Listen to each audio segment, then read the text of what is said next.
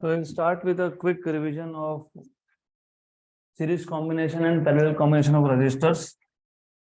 तो अगर आपको याद होगा हमने लास्ट लेक्चर में combinations of resistor देखा था. So we can combine various resistor to give some single value of resistance. तो वापस से एक बार उस टॉपिक को रिवाइज करेंगे. तो the basic idea should be very clear. We want to combine resistances और कंबाइन क्यों करना है? एज यू रिमेम्बर, हमको इलेक्ट्रिकल सर्किट में किसी इलेक्ट्रिकल पाथ में इलेक्ट्रिकल ब्रांच में एक पर्टिकुलर वैल्यू ऑफ रेजिस्टेंस चाहिए. I can also give you example. Suppose हमको एक इलेक्ट्रिकल पाथ में 5 ओम का रेजिस्टेंस चाहिए, बट हमारे पास 5 ओम का रेजिस्टर नहीं है. वी हैव 1 ओम के 5 रेजिस्टर्स. तो what we can do is we can connect them in series. तो सीरीज कॉम्बिनेशन और पैरेलल कॉम्बिनेशन का आइडिया सिर्फ इतना था that you want to have some specific value of resistance. You do not have single resistor, तो तुम 4 5 6 जितने भी होंगे उसको कनेक्ट कर दोगे in some combination. तो पहला कॉम्बिनेशन था series combination. It will be a very quick revision क्योंकि आज हमको न्यूमेरिकल स्टार्ट करने हैं इस पे. If time permits, of course time होगा तो हम न्यूमेरिकल स्टार्ट करेंगे. तो फॉर एग्जांपल हमारे पास रजिस्टर है, लेट अस से this is R1 first resistor. हमारे पास और एक रजिस्टर है, लेट अस से R2. आप जब इन दोनों रेजिस्टेंस को कनेक्ट करते हो such that only one point between them is common, या फिर when you connect them in such a way that the current through each of them is same. जितना करंट R1 से जाएगा उतना ही करंट R2 से भी जाएगा. Such a combination is called as series combination. तो सीरीज कॉम्बिनेशन में remember what is same current, and what is not same voltage, potential drop. तो अगर हम इसको एक सेल कनेक्ट कर देते हैं, if we connect a cell across this combination, there will be drop of potential. और ड्रॉप ऑफ पोटेंशियल क्यों बोल रहे हैं हम लोग? क्योंकि रेजिस्टेंस मतलब opposition to the flow of current. तो रजिस्टर क्या करता है? करंट के फ्लो को अपोज करता है. तो उसको ओवरकम करने के लिए हमने यहाँ पे एक सोर्स ऑफ एनर्जी लगाया जिसको बोलते हो वोल्टेज या फिर बैटरी या फिर सेल. तो जो भी वोल्टेज आपने अप्लाई किया है उसका कुछ पार्ट पहला रेजिस्टेंस यूज कर लेगा करंट फ्लो करने के लिए. बचा हुआ वोल्टेज कौन यूज करेगा? Second register. But current will be same. Drop of potential is different. पहले रजिस्टर के अक्रॉस पोटेंशियल ड्रॉप था V1, दूसरे के अक्रॉस था V2, लेकिन करंट क्या है? सेम. तो total supply voltage is used by R1 and R2, मतलब V1 plus V2, equation number 1. और अगर आपको याद होगा by Ohm's law V1 is IR1 and V2 is IR2. तो सब्स्टिट्यूट कर दोगे तो V equal to IR1 plus IR2. I common निकाल लो तो you get V equal to IR1 plus R2. Ohm's law के हिसाब से अगर कंपेयर करोगे तो V इक्वल टू क्या आना चाहिए? IR. लेकिन ये यहाँ पे ये दो रजिस्टर है तो इसको हम लोग बोलते हैं equivalent, R equivalent. But remember कौन सा कॉम्बिनेशन था? तो फिर इसको आप बोलोगे V इक्वल टू IRS. तो कंपेयर करोगे तो series combination will be equal to R1 plus R2. 3 होंगे तो R1 plus R2 plus R3, 4 होंगे तो R1 plus R2 plus R3 plus R4, n होंगे तो R1 plus R2 plus R3 up to Rn. और सारे के सारे रजिस्टर सेम वैल्यू के होंगे. अगर फॉर एग्जांपल मेरे पास n रजिस्टर है और सबके सब सेम वैल्यू के हैं, तो if R1 is equal to R2 is equal to R3 is equal to Rn, then you have series as R plus R plus R plus R plus R. कितने बार? n बार. तो n. That is why I told you एक ohm के 5 लगा दोगे, n की value 5, R की value 1. What is 5 into 1? 5. 10 ohm के 10 लगा दिए, 100. ओके.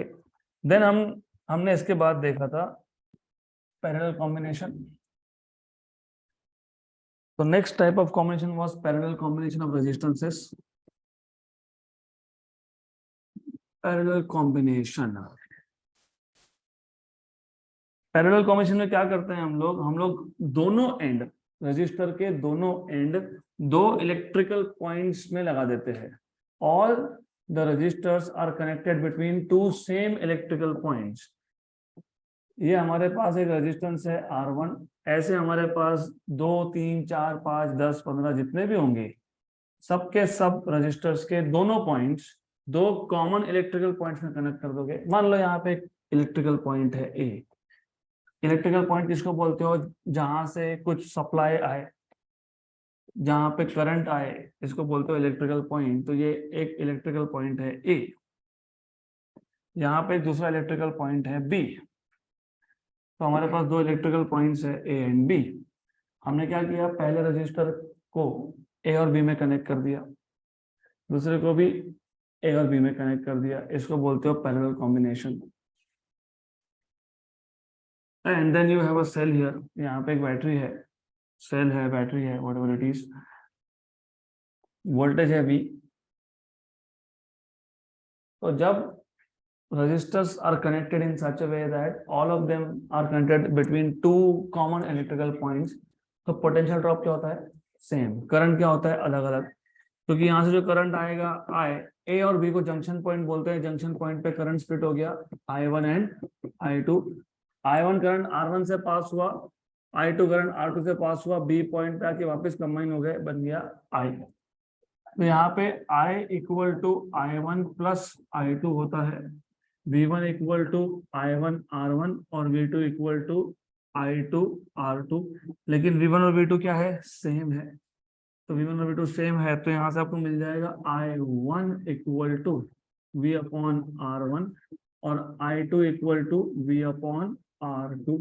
सब्स्टिट्यूट कर दोगे तो I इक्वल टू I1 कितना है? V by R1 plus V by R2।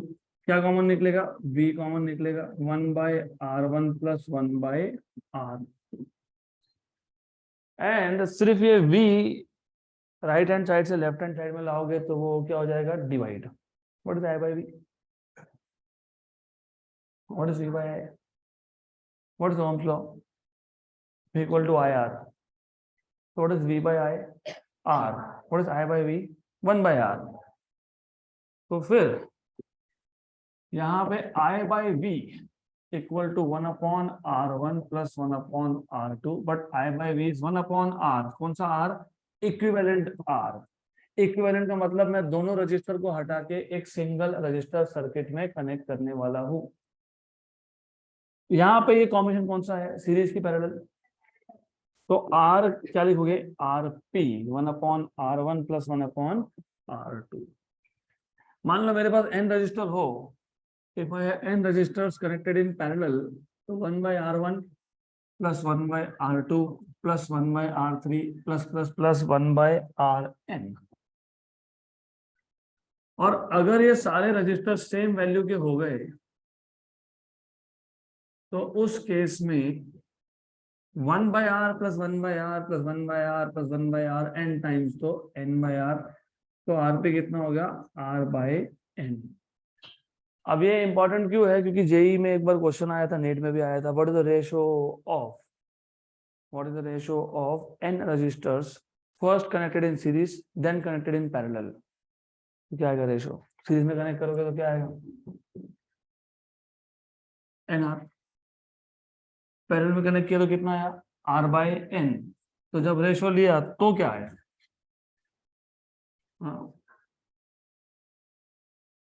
R by n, R cancel तो क्या आया? n square.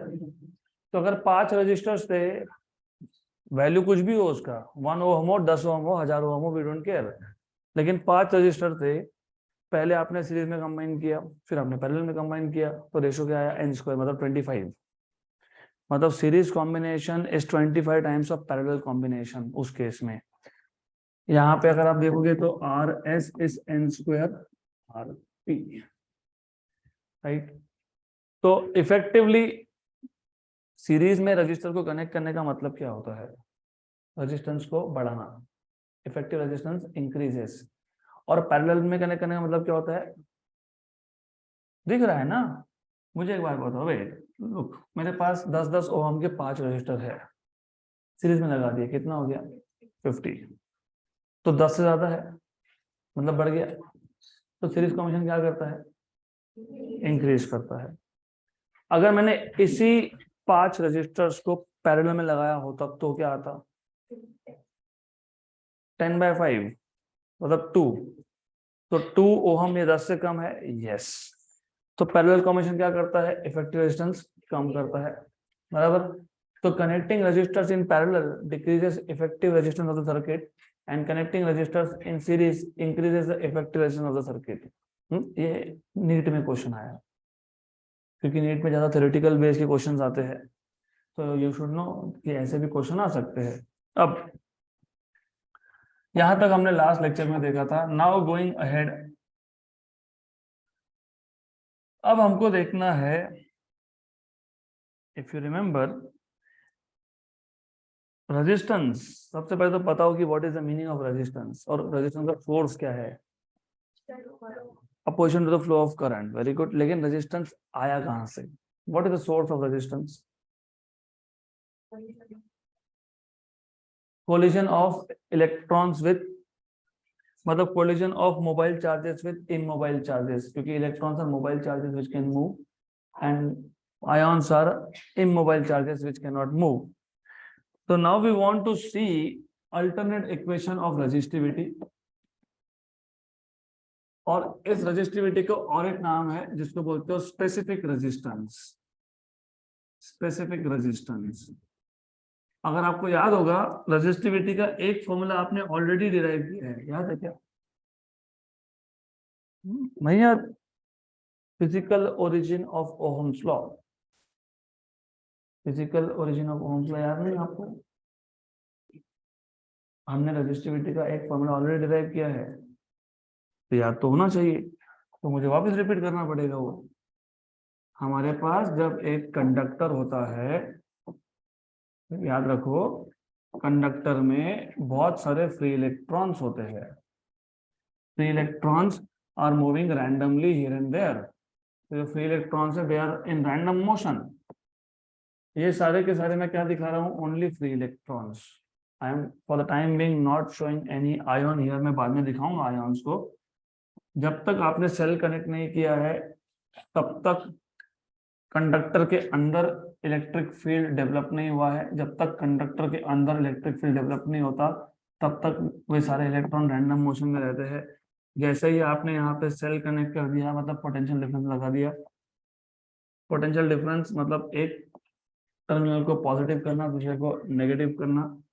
Electric field goes from positive to negative, तो इलेक्ट्रिक फील्ड यहाँ पे डेवलप हो गया इनसाइड। जैसे इलेक्ट्रिक फील्ड डेवलप हुआ तो ये सारे के सारे electron they start drifting towards the positive of the battery. तो पहले क्या था? पहले रैंडम मोशन था। अभी क्या है? Now they are going towards positive terminal, मतलब against the direction of electric field. ये आइडिया क्लियर यहाँ तक? तो अब होता क्या है, ये जो आपके पास फ्री इलेक्ट्रॉन्स है, यहाँ पे क्या सिर्फ फ्री इलेक्ट्रॉन्स है? नहीं, यहाँ पे आयॉन्स भी है। तो जब ये फ्री इलेक्ट्रॉन्स मूव हो रहे हैं, ड्रिफ्ट हो रहे हैं टुवर्ड्स द पॉजिटिव टर्मिनल, ये जो पॉजिटिव आयन्स है दे आर वाइब्रेटिंग। तो this positive ions they are vibrating, इसका मतलब जो इलेक्ट्रॉन्स है, free electrons, they undergo collisions. Random motion की वजह से कोलिजन है, लेकिन कोलिजन करते करते इफेक्टिवली ये कहाँ आ रहे हैं? ये ड्रिफ्ट हो रहे हैं। कहाँ पे ड्रिफ्ट हो रहे हैं? Towards positive. सेल नहीं होता तो फिर कभी भी ड्रिफ्ट नहीं होता, तो सिर्फ क्या होता? रैंडम मोशन होता, यहाँ वहां कहीं पे भी जा रहे हैं, कोलाइड हो रहे हैं। लेकिन जैसे ही सेल कनेक्ट किया तो ड्रिफ्ट मोशन आ गया, मतलब रैंडम मोशन के साथ साथ, कोलिजन के साथ साथ क्या आ गया? Drift motion. और याद रखना, ये रैंडम मोशन का स्पीड होता है 10⁶, 10⁷ मीटर पर सेकंड में। ड्रिफ्ट का होता है 10⁻⁴ मीटर पर सेकंड में। फिर हमने जब एक ड्रिफ्ट स्पीड का इक्वेशन डिराइव किया था क्या? ड्रिफ्ट वेलोसिटी का इक्वेशन डिराइव याद है क्या? याद है? नहीं याद? VD equals to I upon NAE। ये इक्वेशन से याद नहीं है आपको तो आगे कैसे जाएंगे? आपको इक्वेशन से याद नहीं है तो याद होना चाहिए। ड्रिफ्ट वेलोसिटी का इक्वेशन तुमने already in terms of current density I/A को क्या बोला था हमने? J। तो in terms of current density तुमने ऑलरेडी इसको डिराइव करके रखा है। देन व्हाट यू से इज कि जब हमने सेल कनेक्ट किया है उस केस में नंबर 1 एक चीज याद रखो, यहाँ जो कोलिजन होगा, पहला कोलिजन फिर दूसरा कोलिजन, तो पहले और दूसरे कोलिजन में इलेक्ट्रॉन ने कुछ टाइम स्पेंड किया, कुछ डिस्टेंस ट्रैवल किया। दूसरे और तीसरे कोलिजन में वापस से इलेक्ट्रॉन ने कुछ टाइम स्पेंड किया, डिस्टेंस ट्रैवल किया।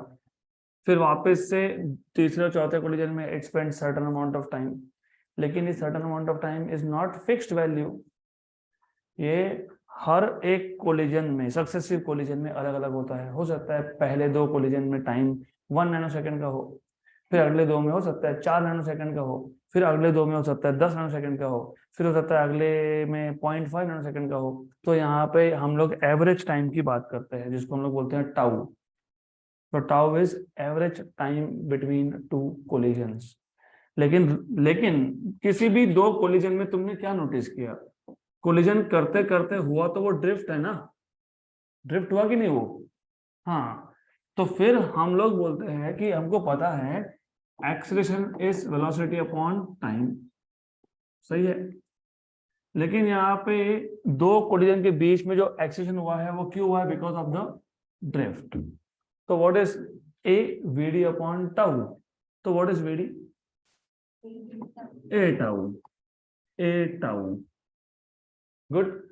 अब हमको पता है कि जैसे ही यहाँ पे इलेक्ट्रिक फील्ड जनरेट हुआ, इलेक्ट्रिक फील्ड ने फ्री इलेक्ट्रॉन पे फोर्स लगा दिया। क्यों? क्योंकि इलेक्ट्रोस्टैटिक में हमने सीखा था force equal to Q into E. Force acting on a charge particle is charge into electric field. यहाँ पे चार्ज कौन है आपके पास? इलेक्ट्रॉन है। और फोर्स क्या होता है? ma होता है।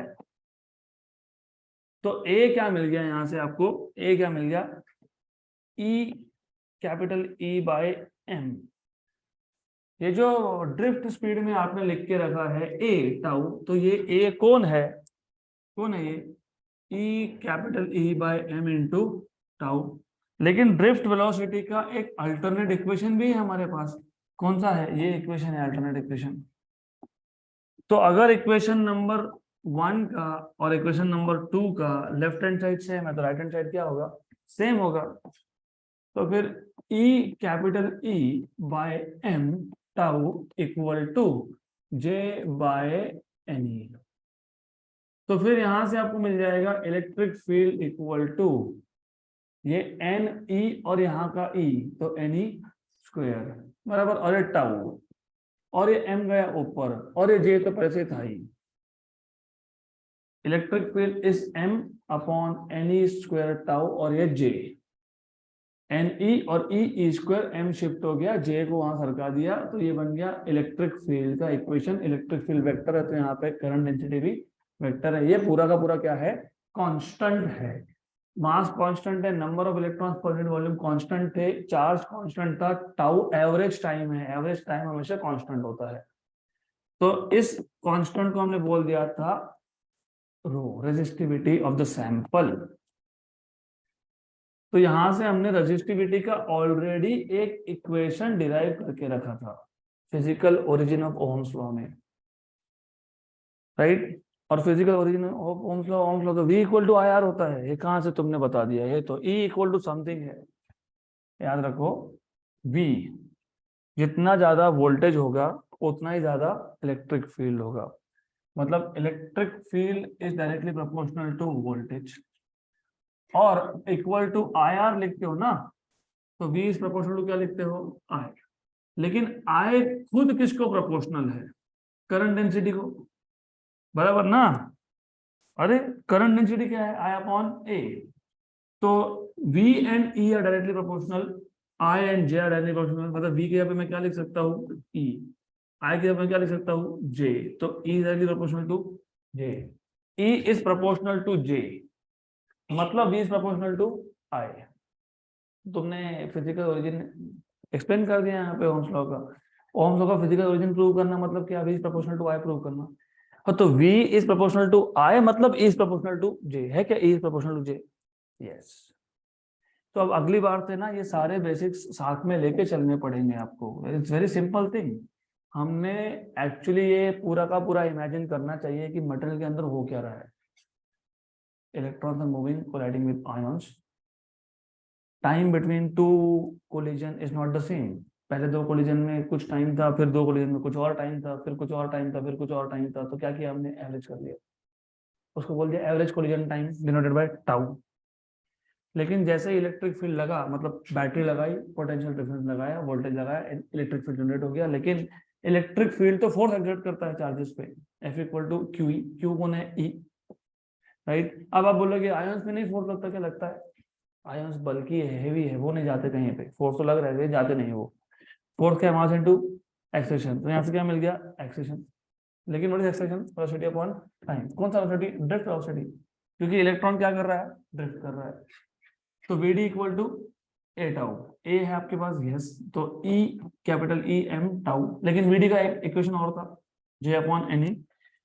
तो इक्वेशन 1 और 2 का लेफ्ट हैंड साइड सेम था, उसको इक्वेट कर लिया और फाइनली हमने प्रूव कर दिया। वो तो मैंने अभी यहाँ से हटा दिया, तो वापस लिखूंगा नहीं मैं। हमने प्रूव कर दिया कि E is directly proportional to J। और वहां पे जो प्रोपोर्शनलिटी का कांस्टेंट था, उसको क्या नाम दिया है, रेजिस्टिविटी। क्या बोला उसको, रेजिस्टिविटी, करेक्ट, या फिर स्पेसिफिक रेजिस्टेंस। तो अब हमको रेजिस्टिविटी या स्पेसिफिक रेजिस्टेंस का और एक फॉर्मूला देखना है। We want to derive one more formula of resistivity और स्पेसिफिक रेजिस्टेंस। ये ज्यादा सिंपल है, लेकिन इसमें कुछ चीजें इंपॉर्टेंट है। For example, it is seen that at a given temperature, ये इंपॉर्टेंट है, it is very important, at a given temperature. इसका मतलब आप टेम्परेचर को क्या रख रहे हो, कांस्टेंट रख रहे हो। तो at a given temperature, resistance of a conductor, resistance of a conductor depends on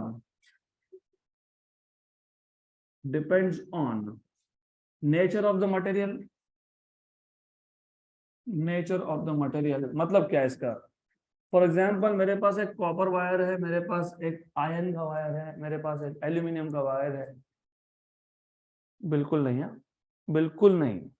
और अगर दो तीन मेरे पास मटेरियल है, तो तीनों का रेजिस्टेंस सेम होगा क्या, नहीं हो सकता। फॉर एग्जाम्पल मेरे पास 2 मीटर का वायर है, तीनों का 2 मीटर का वायर है, तीनों का area of cross section same है, तो तीनों मटेरियल का रेजिस्टेंस सेम होगा क्या, नहीं होगा। It will depend on the nature of material. और रेजिस्टेंस किस पे डिपेंड करेगा, थोड़ा सा लॉजिकली सोचो। रेजिस्टेंस आया कहां से, पहले ये पता होना चाहिए। रेजिस्टेंस आता है कोलिजन से, किसका कोलिजन, इलेक्ट्रॉन्स का, फ्री चार्जेस का, किसके साथ, किसके साथ, आयॉन्स के साथ। अब इमेजिन मेरे पास एक वायर था जिसका लेंथ L है। तो हो क्या रहा है, यहाँ पे पॉजिटिव आयॉन्स है और इलेक्ट्रॉन को रेजिस्टेंस फेस करना पड़ रहा है because of this positive ions, because this positive ions are vibrating. तो इट मींस कि अगर मैंने वायर का लेंथ बढ़ा दिया, इमेजिन इमेजिन मैंने वायर का लेंथ बढ़ा दिया, for example if I increase the length of the wire, मैंने एरिया ऑफ क्रॉस सेक्शन को सेम रखा है, सिर्फ मैंने क्या किया है, लेंथ ऑफ द वायर को इंक्रीज कर दिया। So let's say this is the situation, what do you expect, resistance बढ़ेगा कि कम होगा, बढ़ेगा तो क्यों बढ़ेगा, कम होगा तो क्यों कम होगा,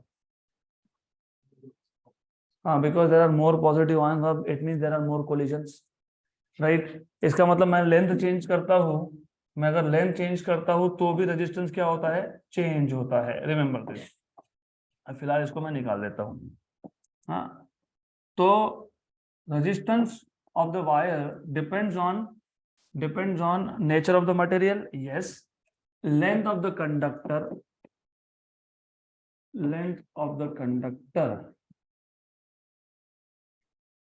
and अब इमेजिन मैंने एक काम किया, मैंने इस वायर का area of cross section increase कर दिया। Imagine we increase the area of cross section of the wire. तो एरिया ऑफ क्रॉस सेक्शन बढ़ाने से क्या हुआ, एरिया ऑफ क्रॉस सेक्शन बढ़ाने से दो आयॉन्स का एवरेज डिस्टेंस बढ़ गया। एवरेज डिस्टेंस बढ़ने से कोलिजन कम होंगे कि बढ़ेंगे, कम होंगे। तो depends on area also.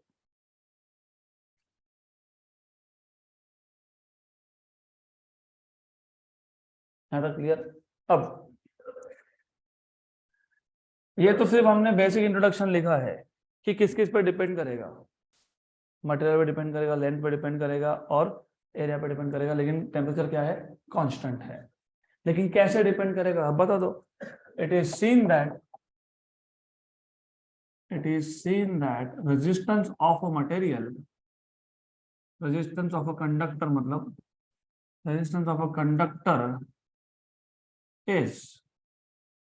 is number one directly proportional to the length, directly proportional to the length of the conductor, to the length of the conductor. जितना कंडक्टर का लेंथ ज्यादा होगा उतना ही रेजिस्टेंस भी ज्यादा होगा। तो R is directly proportional to length. और आपको पता होना चाहिए, मतलब मैं बताऊंगा अभी, of course you should know, because science करना मतलब हर एक चीज पता होनी चाहिए आपको। यू कैन नॉट से कि मुझे ये पता नहीं। आपको पता है पहले पहले बहुत पहले, मे बी 2000 से पहले, 1998 1999, तब हमारे सिटी में सीवियर शॉर्टेज ऑफ इलेक्ट्रिसिटी हो गया था। हर सैटरडे पूरा पूरा दिन गायब, राइट। अब प्रॉब्लम क्या है कि इलेक्ट्रिसिटी कहीं और प्रोड्यूस हो रहा है, वहां पे एक्सेस भी है तो तुम मंगा नहीं सकते हो। क्यों? Resistance is proportional to length. यहाँ से अगर 1000 किलोमीटर दूर एक्सेस इलेक्ट्रिसिटी बन रहा है और तुम लाओगे तो जितना वहां से सप्लाई होगा आधा तो चले जाएगा रेजिस्टेंस में, क्योंकि ये रजिस्ट करता है ना, कौन, वाइब्रेशंस। तो रेजिस्टेंस मतलब क्या, अपोजिशन। अपोजिशन हो गया तो फिर एनर्जी जो है वो गया। तो दैट इज वाई इलेक्ट्रिसिटी का प्रॉब्लम ये है, जहाँ पे प्रोड्यूस होता है वहीं पे सप्लाई होना चाहिए। एंड देन फर्दर बाद में हमने यहाँ पे सोलार वगैरह स्टार्ट किया है। पता होगा आपको, यहाँ से बहुत पास में 50 किलोमीटर पे you have one of the biggest of Maharashtra and one of the biggest of India also, solar. तो दैट इज द रीजन कि इलेक्ट्रिसिटी तुम जहाँ प्रोड्यूस करते हो वहां यूज करना पड़ता है। जितना दूर भेजोगे उतना लॉस होगा, उसको बोलते हो I²R लॉस, वो भी सीखोगे। तो most of the energy is wasted in the form of heat because collision will lead to heat. Then directly proportional to the length of the conductor, यही तो दिक्कत है ना, जितना दूर तक करंट भेजना है उतना रेजिस्टेंस क्या है, ज्यादा है। And inversely proportional to area, inversely proportional to the area of the conductor, to the area of the conductor। मतलब resistance is inversely proportional to area. अगर मैं इन दोनों को कंबाइन कर देता हूं तो R is proportional to length by A। और अगर मुझे प्रोपोर्शनलिटी का साइन हटाना है तो मैं एक कांस्टेंट ऑफ प्रोपोर्शनल लिखूंगा, जिसको आप बोलते हो रेजिस्टिविटी या फिर स्पेसिफिक रेजिस्टेंस। तो where rho is constant of proportionality, constant of proportionality known as specific resistance or resistivity of the sample। तो यहां से आपको मिल जाएगा, therefore रो क्या मिल जाएगा आपको, RA/L, RA/L। अब जब जब आप नया फिजिकल क्वांटिटी डिफाइन करते हो तो उसका यूनिट फाइंड करो। R मतलब क्या, मतलब क्या, ओम। एरिया मतलब क्या, मीटर स्क्वायर, अपॉन लेंथ क्या, मीटर। मीटर मीटर क्या हो गया, कैंसल। तो क्या आ जाएगा, ओहम मीटर। तो ऐसा unit of resistivity is ohm metre. Then you define something called as conductivity. वैसे रेजिस्टेंस जब डिफाइन किया था हमने, तब हमने कंडक्टेंस डिफाइन किया था। Reciprocal of resistance is conductance, वैसे ही reciprocal of resistivity is conductivity. तो कंडक्टेंस, रेजिस्टेंस, कंडक्टिविटी, रेजिस्टिविटी, सिर्फ एक ही चीज डिफरेंस है दोनों में, रेसिप्रोकल्स है। रेजिस्टेंस का रेसिप्रोकल कंडक्टेंस है, रेजिस्टिविटी का रेसिप्रोकल कौन है, conductivity. So conductivity is defined as the reciprocal of resistivity. It is defined as the reciprocal of, it is defined as the reciprocal of resistivity।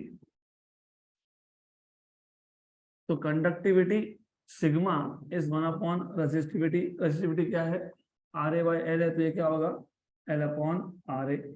तो इसका ऐसा unit क्या आएगा 1/ओहम मीटर, 1/ओहम मीटर। लेकिन याद होगा 1/ओहम को बोलते हैं सीमेंस, सीमेंस बोलते हैं इसको, क्या बोलते हैं सीमेंस। और नीचे क्या है मीटर, तो सीमेंस पर मीटर, तो इट इज सीमेंस पर मीटर। तो ये आ गया ऐसा यूनिट ऑफ कंडक्टिविटी। यहाँ तक क्लियर।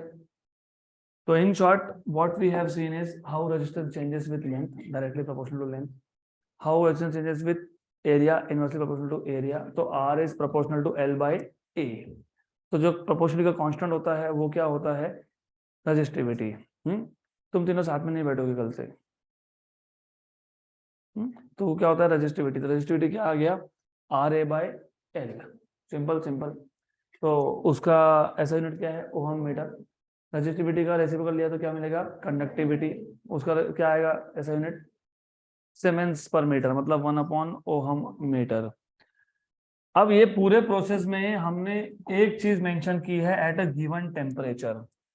तो क्या फिर टेम्परेचर पे डिपेंड नहीं करता है, करता है, क्योंकि टेम्परेचर बढ़ाने का मतलब क्या होता है पता है, वाइब्रेशंस को बढ़ाना, आयॉन्स के वाइब्रेशन को बढ़ाना। मतलब क्या, मतलब ऐसा है कि पहले अगर आयॉन्स कम एम्पलीट्यूड के साथ वाइब्रेट हो रहे थे, they were vibrating slowly and with less amplitude, तो कोलिजन्स कम थे। लेकिन if I increase temperature, increase in temperature would mean what is temperature, what is temperature, heat. तो टेम्परेचर इंक्रीज करना मतलब हीट सप्लाई करना, हीट सप्लाई करना मतलब heat is a form of energy which can neither be created nor be destroyed. कहाँ गया फिर, ले लिया किसने, इलेक्ट्रॉन ने और आयंस ने। तो आयंस एनर्जी लेके कहाँ जाएंगे, वो they start faster and with more amplitude which means more collisions.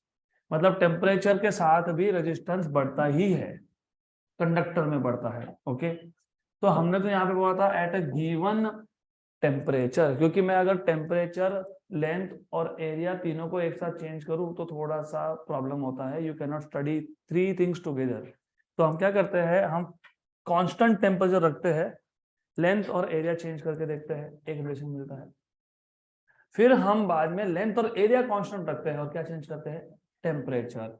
उसको बोलते हैं temperature dependence of resistance, temperature dependence of resistance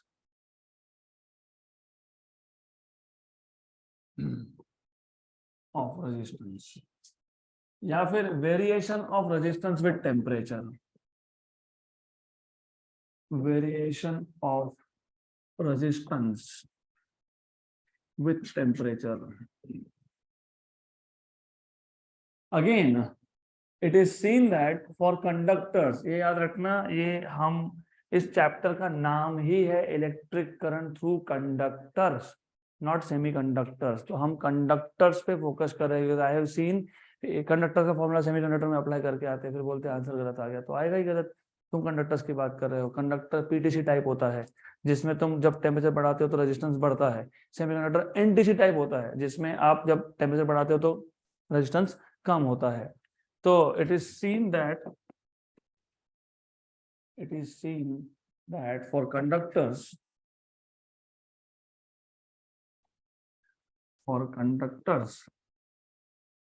resistance increases with increase in temperature, resistance increases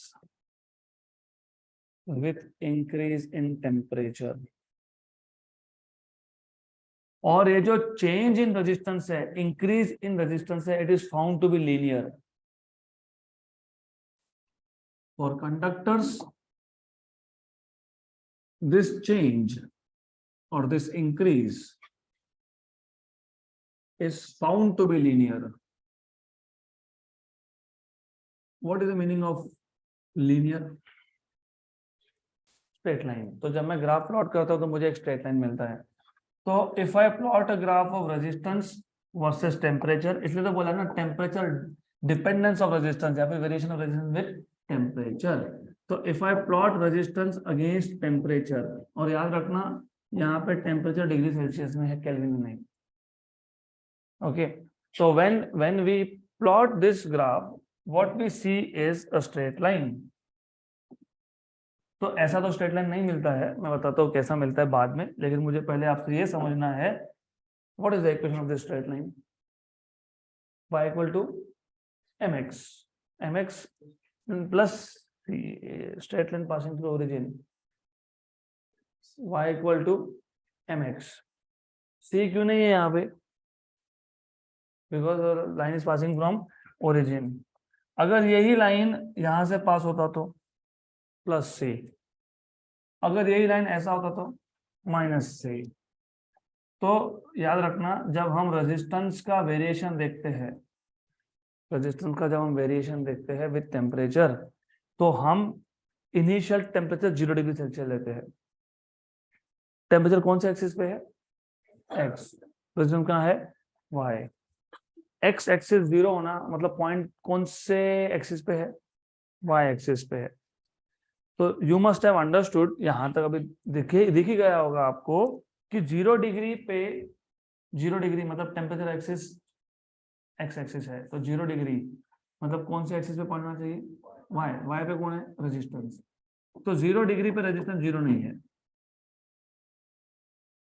0 kelvin पे 0 हो सकता है, 0 डिग्री पे 0 नहीं है। Resistance is not 0 at 0 degree Celsius.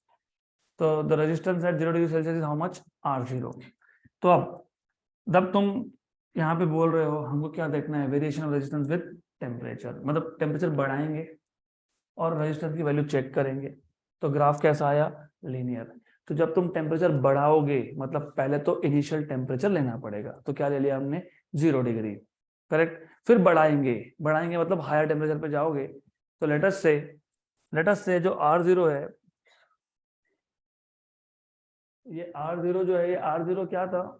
What is is R0? What is is R0? बताओ बताओ, R0 क्या है? क्या है R0? Zero resistance is R0, right? What is R0? What is R0? What do you understand from this? Resistance at 0 degrees Celsius. What we are studying here is variation of resistance with temperature, provided length and area are kept constant. तुमने length constant रख दिया, तुमने area constant रख दिया wire का, अब सिर्फ temperature change होगा। तो experimentally it is seen that it is a straight line, linear graph है। तो अगर 0 डिग्री टेम्परेचर लेता हूं तो रेजिस्टेंस 0 नहीं होता है। तो what is R0? Resistance, resistance at 0 degree Celsius, बराबर। लेट अस से मैंने टेम्परेचर बढ़ा दिया, क्योंकि मुझे स्टडी वो करना है ना, how resistance is changing with temperature. तो लेट अस से हमने टेम्परेचर बढ़ा दिया, मैंने टेम्परेचर ले लिया T डिग्री सेल्सियस। तो उस T डिग्री सेल्सियस पर रेजिस्टेंस हो गया RT। रेजिस्टेंस हैज इंक्रीज, और बढ़ना भी चाहिए था, बिकॉज टेम्परेचर बढ़ाने का मतलब है आयोन्स के वाइब्रेशन बढ़ना, मतलब मोर कोलिजन, मतलब रेजिस्टेंस भी इंक्रीज होगा। तो ये जो RT है, RT is resistance at T degree Celsius, resistance at higher temperature T, at higher temperature T degree Celsius। तो कितना रेजिस्टेंस बढ़ा? पहले कितना था? R0, अब कितना हो गया? तो कितना इंक्रीज हुआ? RT minus R0। तो ये जो RT माइनस R0 है, that is increase in resistance. तो हमको ये समझना है कि ये जो इंक्रीज इन रेजिस्टेंस है, ये एग्जैक्टली कौन से पैरामीटर्स पर डिपेंड करता है? कितना बड़ा, कैसे समझेगा how much is the increase? तो it is seen that increase in resistance is directly proportional to initial resistance. Initial कौन था? R0। And it is proportional to change in temperature. Change in temperature मतलब क्या? Final temperature minus, what is final temperature? T। What is initial temperature? 0। Very good.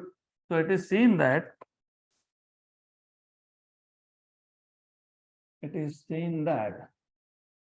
increase in resistance, मैं यहाँ पे change in resistance भी बोल सकता हूँ, लेकिन मैं यहाँ पे स्ट्रिक्टली इंक्रीज की बात करूँ तो हमने इंक्रीज बोल दिया। तो increase in resistance is number 1 is directly proportional to directly proportional to initial temperature, initial temperature ना, initial resistance at 0 degree Celsius.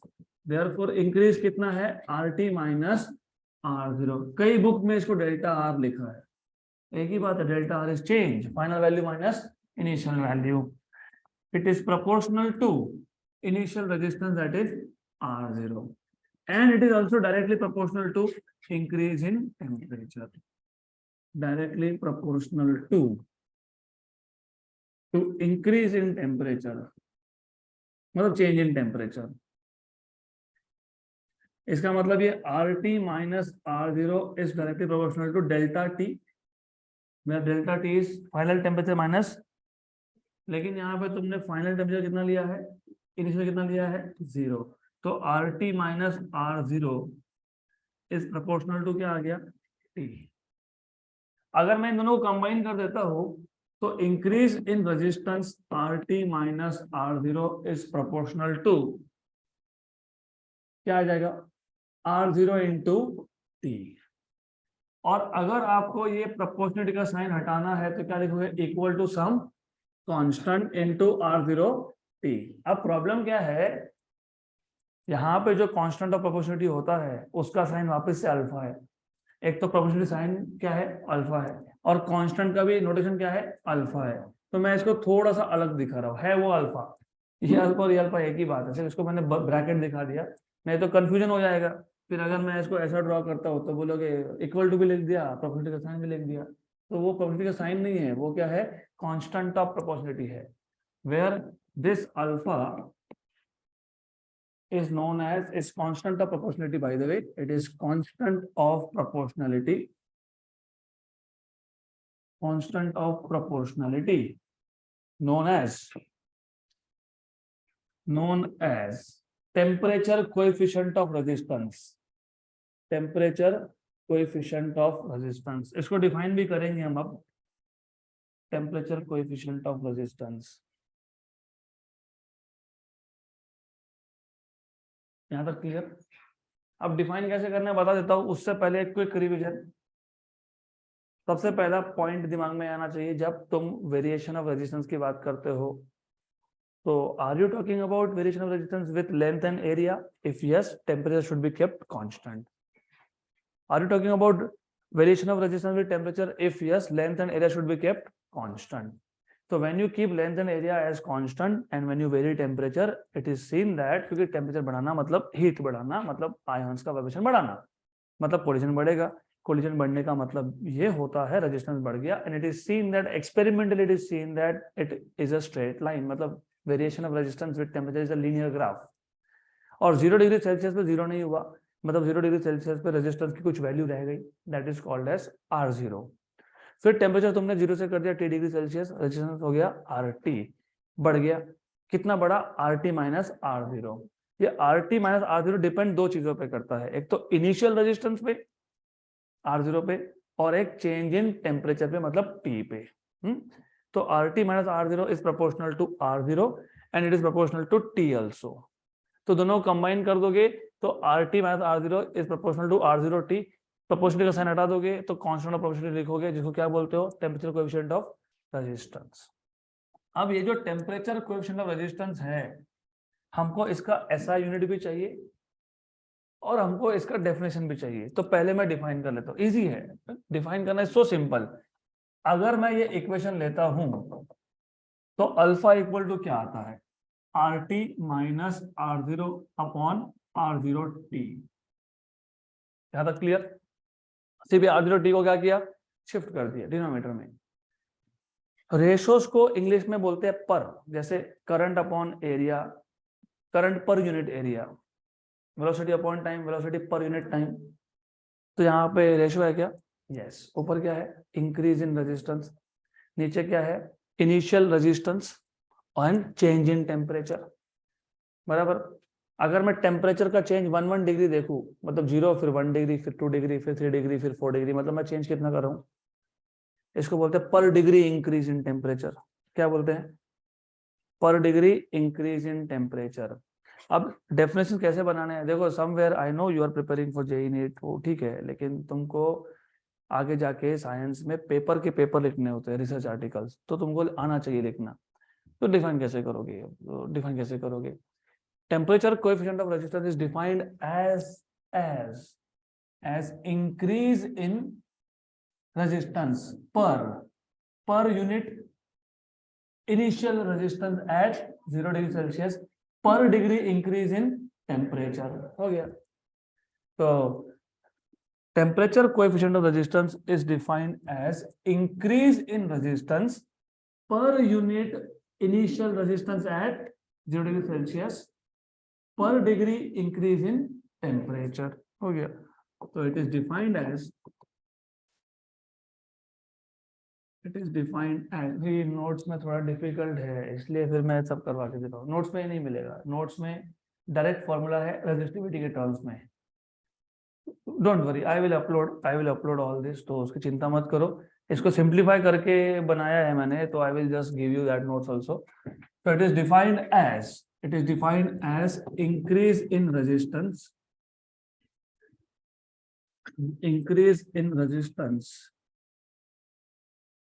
per unit initial resistance of course at 0 degree, क्योंकि हमने यहाँ पे इनिशियल टेम्परेचर क्या लिया था, 0 degree. तो per unit initial resistance per degree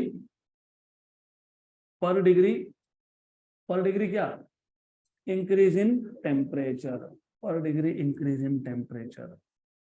हो गया simple. It is defined as increase in resistance per unit initial resistance per degree increase in temperature, ऐसा यूनिट, सिंपल। मुझे एक बात बताओ, आपको पहला चैप्टर याद है, उसमें आपको प्रिंसिपल ऑफ होमोजेनिटी याद है? उसके हिसाब से अगर कोई भी दो सेम क्वांटिटीज हो, फिजिकल क्वांटिटीज, तो उसको तुम ऐड या सब्ट्रैक्ट कर सकते हो। Distance minus distance is distance. तो what is resistance minus resistance? Resistance ऊपर, रेजिस्टेंस नीचे, क्या हो गया, डायमेंशनली कैंसिल हो गया, तो नीचे क्या बचा, टेम्परेचर। तो फिर यूनिट क्या आएगा, पर डिग्री सेल्सियस। अभी यहाँ पे ऐसा यूनिट नहीं लिख सकता मैं से बोलूंगा यूनिट ऑफ अल्फा इज पर डिग्री सेल्सियस, या फिर ऐसा यूनिट इज पर केल्विन। हो गया, ऊपर ओहम था, नीचे ओहम था, कैंसिल हो गया, नीचे क्या बचा, डिग्री सेल्सियस या फिर केल्विन बचा, तो आ गया पर डिग्री सेल्सियस या फिर पर केल्विन। अब पर डिग्री सेल्सियस या पर केल्विन क्यों बोला, क्योंकि देखो, you know what is the conversion between degree Celsius and Kelvin?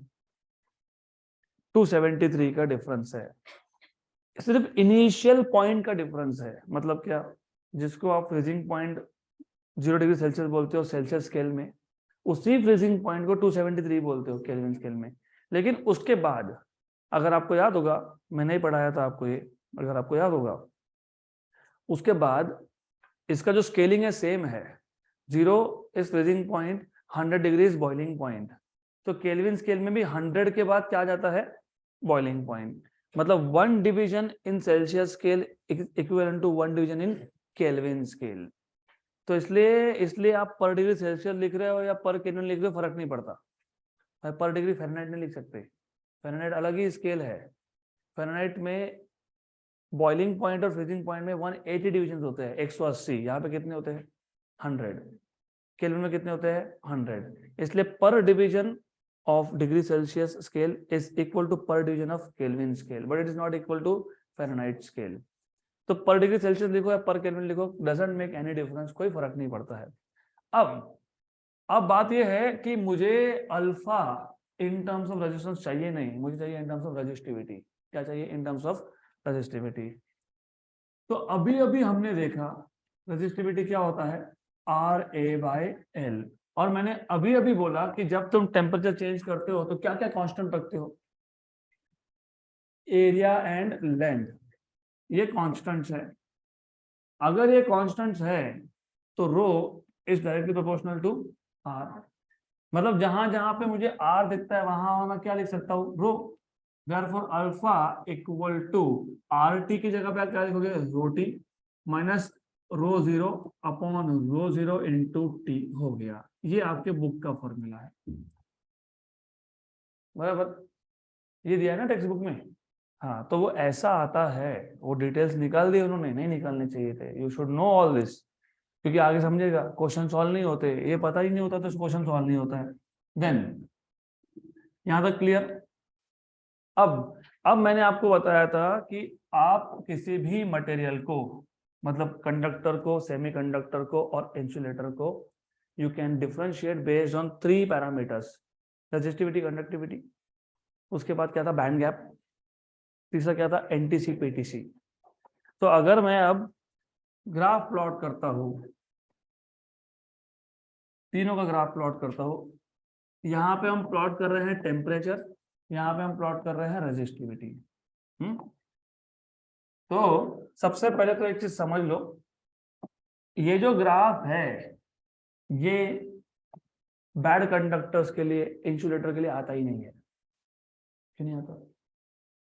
वो कंडक्ट ही नहीं करते। सेमीकंडक्टर फिर भी कंडक्ट करता है ना हायर टेम्परेचर पे, करता है कि नहीं? हायर टेम्परेचर पे क्या होता है, बॉन्ड टूटते हैं, इलेक्ट्रॉन्स वैलेंस बैंड से कहाँ जाते हैं, कंडक्शन बैंड में जाते हैं, जाते हैं, यस। मतलब टेम्परेचर बढ़ेगा तो कंडक्टिविटी बढ़ेगा, रेजिस्टेंस क्या होगा, कम होगा, मतलब रेजिस्टिविटी क्या होगा, कम होगा। लेकिन बैड कंडक्टर तो किसी भी टेम्परेचर पे कंडक्ट नहीं करता, और तो जब कंडक्ट करता ही नहीं है तो रेजिस्टिविटी उसकी इन्फिनाइट है, रेजिस्टेंस उसका इन्फिनिटी है। और तो तुम प्लॉट क्या करोगे फिर, ऑलरेडी इन्फिनिटी है तो कुछ नहीं प्लॉट कर सकते। तो 3 ग्राफ प्लॉट करते हैं हम लोग, एक होता है कंडक्टर्स का, एक होता है सेमीकंडक्टर का, एक होता है अलॉयज का। What is alloy? Mixture of 2 metals. और ऐसा क्यों करते हैं वो आज समझेगा तुमको कि व्हाई वी मिक्स 2 मेटल्स। ठीक है, फर्स्ट ऑफ ऑल रिमेंबर, यहाँ पे तुम क्या प्लॉट कर रहे थे, रेजिस्टेंस। यहाँ पे हम क्या प्लॉट कर रहे हैं, रेजिस्टिविटी। तो do not expect both the graphs to be exactly same. वो रेजिस्टेंस था, ये रेजिस्टिविटी है। कंडक्टर के लिए इट इज सीन दैट जैसे रेजिस्टेंस इज लीनियर ग्राफ, वैसे resistivity is also linear graph but at higher temperature. तो for conductors resistivity varies linearly with temperature but for higher temperature. For lower temperature the graph is non linear. तो lower temperature पे क्या होता है, lower temperature पे जो graph है वो नॉन लीनियर होता है। सो the graph of resistivity versus temperature for conductors is linear at higher temperatures and non-linear at lower temperatures. तो ऐसा ग्राफ आएगा वो। ज्यादा थोड़ा सा मैं एक काम करता हूँ, थोड़ा सा मैं इसको चेंज करता हूँ समझने के लिए कि ये नॉन लीनियर ग्राफ है। दिस नॉन लीनियर ग्राफ, याद रखना ये नॉन लीनियर ग्राफ है, ये काम में आएगा बाद में। तो ऐसा दिखा देता हूँ, ठीक है, this becomes non linear now, well understood now, okay. Then metal alloy के लिए, मेटल अलॉय के लिए graph remains linear. Graph linear ही होता है but the variation is very small. Check करो, फॉर एग्जाम्पल मान लो ये 5 डिग्री था, मान लो ये 50 डिग्री था। तो 5 डिग्री कंडक्टर के लिए और 50 डिग्री कंडक्टर के लिए रजिस्टर बहुत चेंज हो गया, मतलब रजिस्टिविटी भी बहुत चेंज हो गई। तो change in resistivity is higher किसके लिए, कंडक्टर के लिए। बट यहाँ देखो, यहाँ 5 डिग्री पे और 50 डिग्री पे change in resistivity is very small. तो अलॉय के केस में क्या होता है, अलॉय के केस में variation of resistivity with temperature is a straight line but the variation is very small. तो वेरिएशन क्या है, वेरी स्मॉल। तो अब समझ में आया अलॉय क्यों बनाया, क्योंकि कई जगह पे हमको हाई टेम्परेचर्स को विथस्टैंड करना होता है without changing the value of current, क्योंकि करंट की वैल्यू किस पे डिपेंड करती है, रजिस्टेंस पे, वो किस पे डिपेंड करता है, रजिस्टिविटी पे। तो कई जगह पे जहाँ पे मशीन्स में हाई अमाउंट ऑफ हीटिंग होने वाला है, हाई टेम्परेचर जनरेट होने वाला है, तो यू डू नॉट वांट कि वहां पे रजिस्टिविटी या रेजिस्टेंस एकदम ही चेंज हो जाए। क्योंकि रिमेंबर, सिर्फ कंडक्टर यूज करोगे, टेम्परेचर बढ़ेगा तो क्या होगा, वाइब्रेशंस बढ़ेंगे, किसके, आयॉन्स के, उससे क्या बढ़ेगा, रेजिस्टेंस बढ़ेगा। हमको रेजिस्टेंस बढ़ाना नहीं है, लेकिन वहां पे तो 700-800 डिग्री भी टेम्परेचर जनरेट हो रहा है, होता है ना। फर्नेसेस, फर्नेस पता है, भट्टी, बेकरी में जो भट्टी यूज करते हैं वो अलग फर्नेस है, वो अलग टेक्नोलॉजी है। लेकिन अगर हाईटेक बेकरीज में जाओगे तो वहां देखोगे वहां पे हीट नहीं होता है, वहां पे करंट से सब कुछ चलता है। तो अगर आपको 700-800 डिग्री तक किसी जगह पे जाना है, ये भी पता होना चाहिए, आयन आयन आयन को मेल्ट करते हैं, पता है ना, शेप देने के लिए मेटल्स को मेल्ट करते हैं। आयन का melting point is very high. और 400 500 600 डिग्री से कम पे तो बात ही नहीं होती उधर।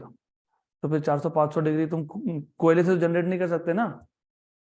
खाने के लिए कैसा कोयला यूज कर लेते हो, वहां नहीं चलता। वहां तो फिर आपको क्या चाहिए, हाई अमाउंट ऑफ हीट चाहिए। तुमने मशीन लाई, और that is also the reason कि ये कॉस्टली होते हैं ना फिर मशीन, क्योंकि वहां पे मिक्सचर ऑफ मेटल्स अलॉय बनाया। क्योंकि as you can see alloy के केस में ज्यादा अगर मैं टेम्परेचर बढ़ा भी देता हूँ तो रेजिस्टिविटी की वैल्यू लगभग सेम रहती है। ये हो गया कंडक्टर्स का, ये हो गया अलॉय का। रह किसका गया, सेमीकंडक्टर। ये दोनों कौन सा टाइप के हैं, पीटीसी की एनटीसी? दिख रहा है टेम्परेचर बढ़ रहा है तो रेजिस्टिविटी रेजिस्टेंस क्या हो रहा है, इंक्रीज हो रहा है। तो पीटीसी की एनटीसी है। PTC positive temperature coefficient material है वो। Resistance and resistivity increases with temperature. ये कौन है, सेमीकंडक्टर। कौन है ये, एनटीसी है। Okay, this is a graph of resistivity versus temperature for a semiconductor. Clear, good. तो सो फार जितना भी हमने अभी कवर किया है, it is time for us to solve some numericals. मैं आपको टाइम दूंगा लिखने का। We will solve first question and then I will give you time. Example 11.5। पहले तो क्वेश्चन पढ़ने से भी पहले डायग्राम देख के बताओ क्या पूछा हो सकता है। इक्विवेलेंट रेजिस्टेंस, करंट या फिर वोल्टेज। कैलकुलेट टोटल रेजिस्टेंस मतलब equivalent resistance and total current in the following circuit. Given R1 की वैल्यू कितनी है 3 ओहम, R2 की वैल्यू कितनी है 6 ओहम, फिर R3 कितना है 5 ओहम, सप्लाई वोल्टेज कितना है 14। तो ओवरऑल इफ यू सी इस क्वेश्चन में पहले तो आपको आइडेंटिफाई करना पड़ेगा कौन पैरेलल कौन सीरीज। तो यहां पे दो रेजिस्टेंसेस है R1 एंड R2। यहां पे रेजिस्टेंस है R3।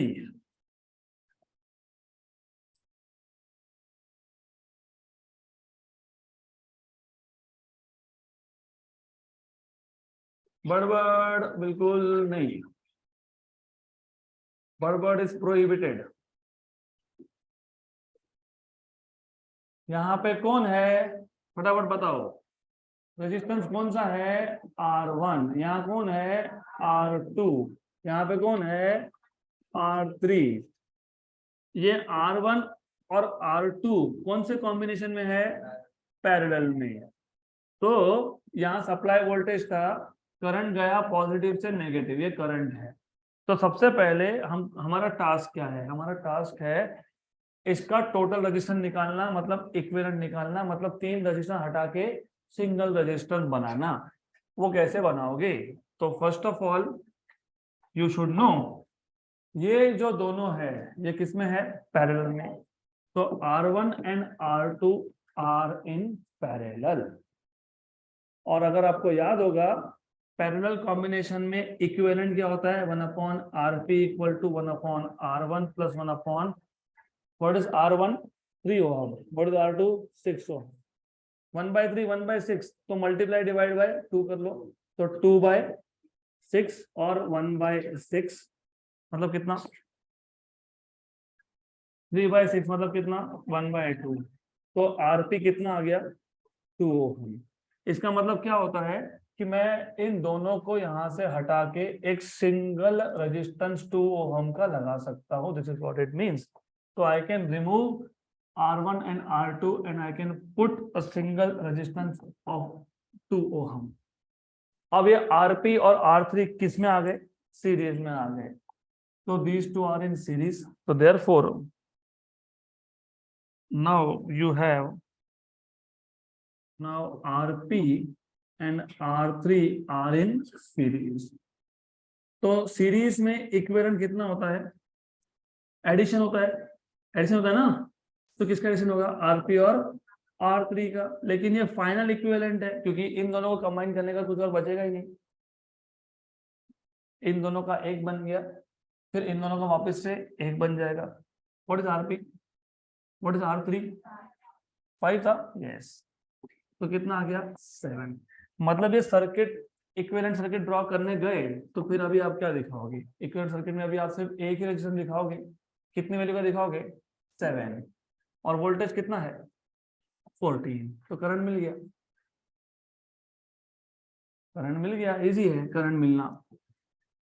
कितना? 2 एम्पियर। Very good. तो यहाँ पे आ जाएगा आपके पास आर इक्विवेलेंट, यहाँ पे आ जाएगा ये प्लस और माइनस 14 वोल्ट का बैटरी, ये है करंट आई। तो इक्विवेलेंट कितना है? 7 ओम है। तो you know V equal to I R, तो you know I equal to V by R. कौन सा आर? Are equivalent. V कितना है? 14 और करंट ये रेजिस्टेंस कितना है? 7। तो करंट कितना है? 2 एम्पियर। ओके, क्वेश्चन खत्म, डन।